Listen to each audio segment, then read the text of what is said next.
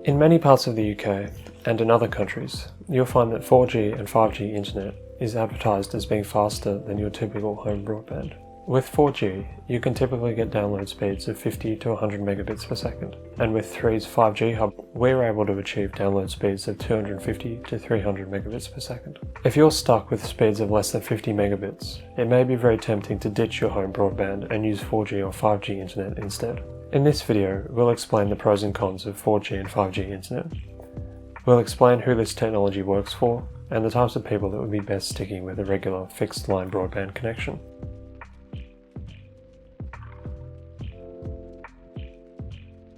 There are a number of benefits of using 4G or 5G technology to get online at home, other than achieving faster download speeds.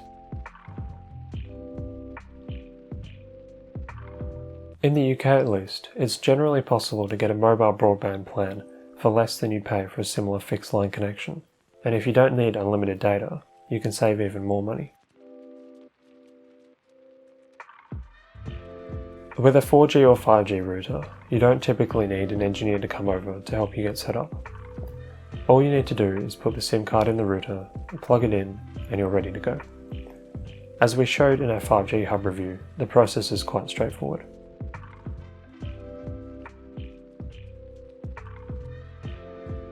Just like with your mobile phone, you can get online almost anywhere with a 4G or 5G router. And using a mobile Wi-Fi device, you can even get online when travelling, because these MiFi devices, as they're called, come with a battery. You can read our guide to MiFi, which is the second link in the description, to learn more about these types of devices.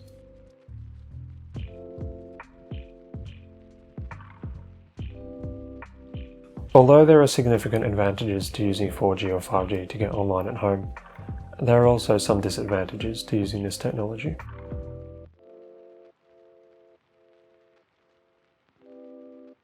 When compared to a traditional broadband connection, your latency will always be higher when using 4G or 5G. This means that when playing online games, you'll lag more.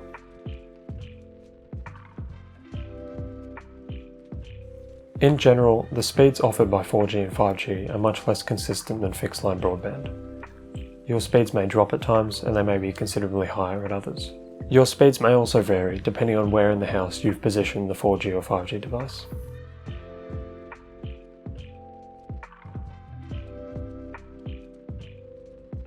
If you can get a good signal in your area, you can expect download speeds of 50 megabits per second with 4G, or about 300 megabits per second with 5G. With these devices, we found that you can expect a latency of about 40 to 50 milliseconds over Wi-Fi, or about 30 to 40 milliseconds using a wired Ethernet connection. These estimates are based on our tests of MiFi devices, dongles, and 4G and 5G routers in the UK. Your speeds may be higher or lower, depending on where you live. To tell what speeds you'll get with 4G or 5G, there are two different things you can do.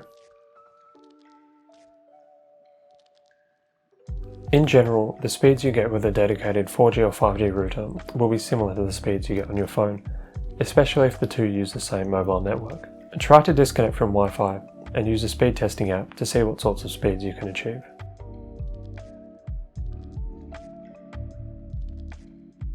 Some companies like 3 have a 2-week return policy on their devices, allowing you to test the router at your address.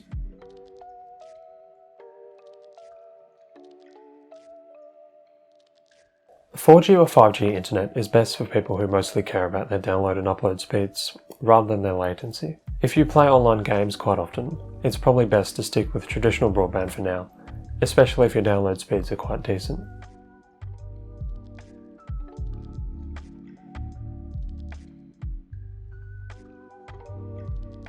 Having a higher latency will also affect your experience when browsing the web.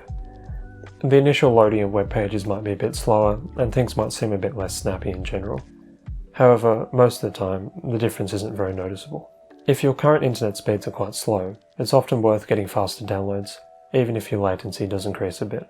4G or 5G internet is also better for people looking for a more flexible broadband solution. Using this technology, you can often get online for cheaper. And what's more, you don't normally have to commit to a long-term contract like you do with fixed-line broadband.